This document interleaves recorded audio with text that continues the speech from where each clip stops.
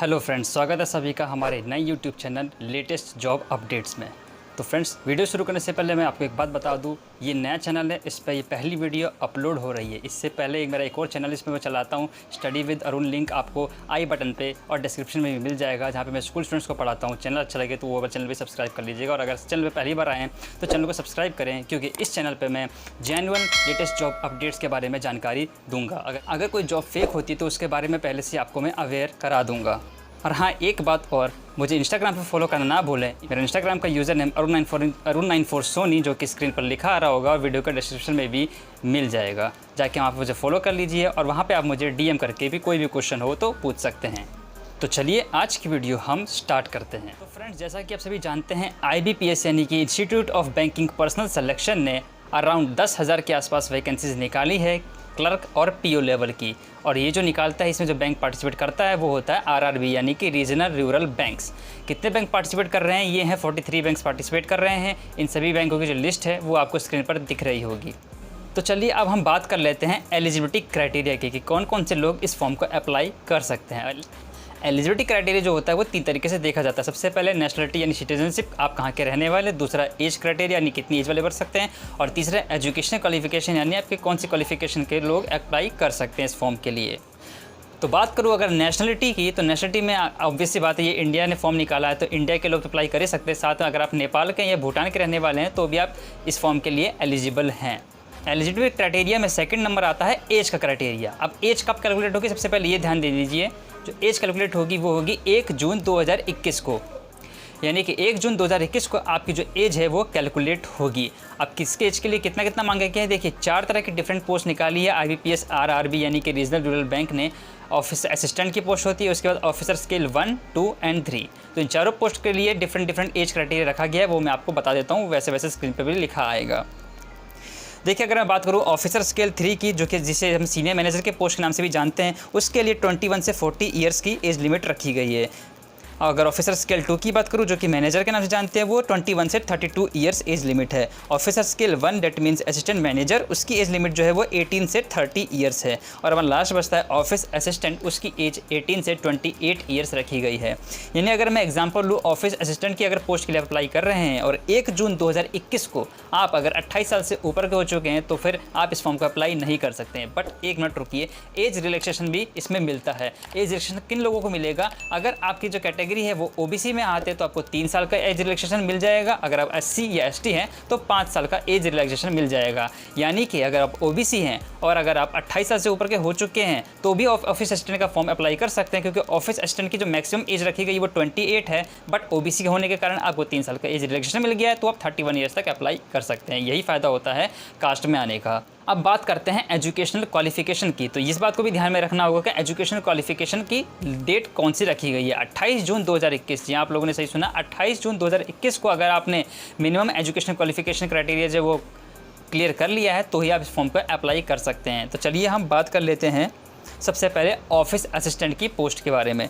देखिए, office assistant की post के लिए जो मांगा गया है वो मांगा गया bachelor degree in any discipline from any recognised university. यानी सिंपल सी बैचलर डिग्री किसी भी सब्जेक्ट में अगर आपने क्लियर कर रखी है तो आप इस फॉर्म को अप्लाई कर सकते हैं। बट इसके साथ कुछ और भी एलिजिबिलिटी क्राइटेरिया है, वो भी देख लेते हैं। अच्छा हाँ, एक बार बता दूँ, इसमें कोई परसेंटेज रिक्वायरमेंट नहीं है। यानी अगर आप बैचलर डिग्री में ग्रेजुएशन में फेल भी हुए हो किसी एग्जाम में, लेकिन आपने पास कर लिया 28 जून से पहले तो आप अप्लाई कर सकते हैं।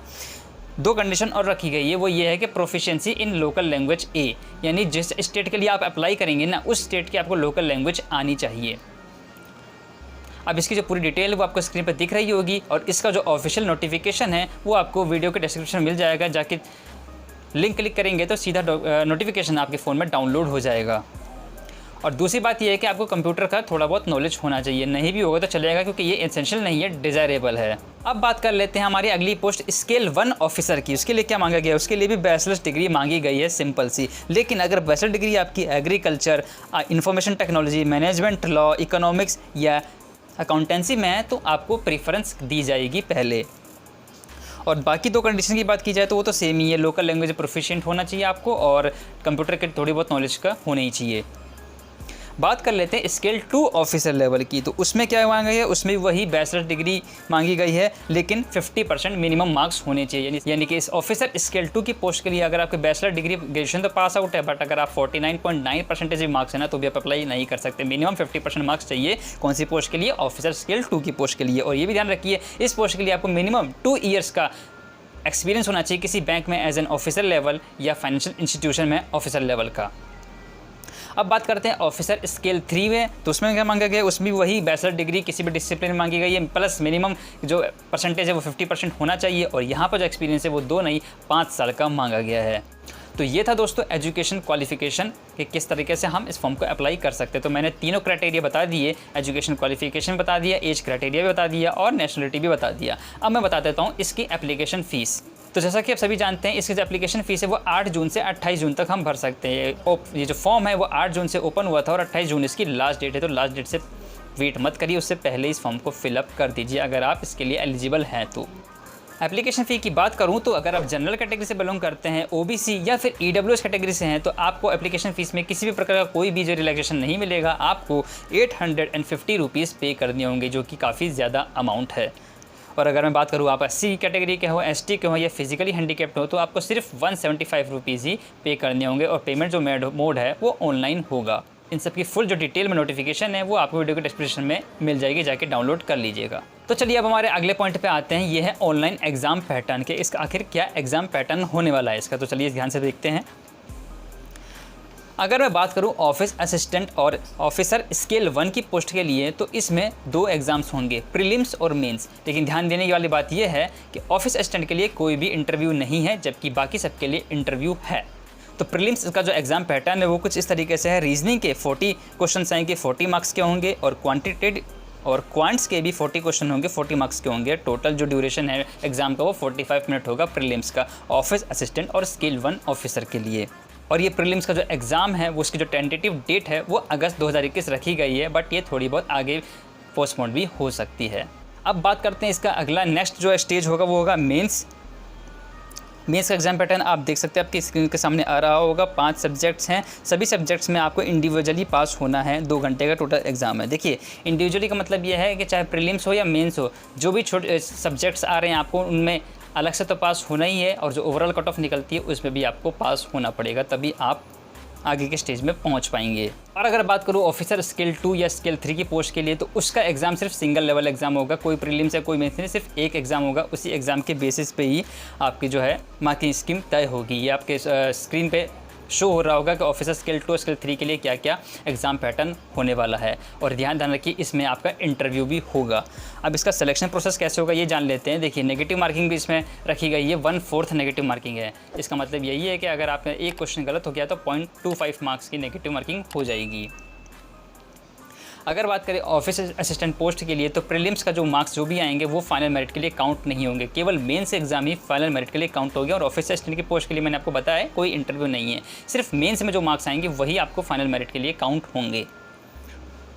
अब बात करूँ ऑफिसर स्केल 1 की पोस्ट के लिए, तो उसमें जो मार्क्स आएंगे मेंस वाले, उसमें भी प्रीलिम्स का काउंट नहीं होगा। जो मेंस के मार्क्स आएंगे वही काउंट होंगे इंटरव्यू और फाइनल मेरिट के लिए, क्योंकि इसमें इंटरव्यू है। और बात करें ऑफिसर स्केल 2 और स्केल 3 की पोस्ट के लिए, तो उसका तो सिंगल लेवल एग्जाम है, तो उसके तो मार्क्स काउंट होंगे ही, किसके लिए? इंटरव्यू के लिए और फाइनल मेरिट के लिए। और जो इंटरव्यू होगा वो 100 मार्क्स का होगा। ऑफिस असिस्टेंट की पोस्ट के लिए कोई इंटरव्यू नहीं है, सिर्फ प्रीलिम्स और मेन्स है।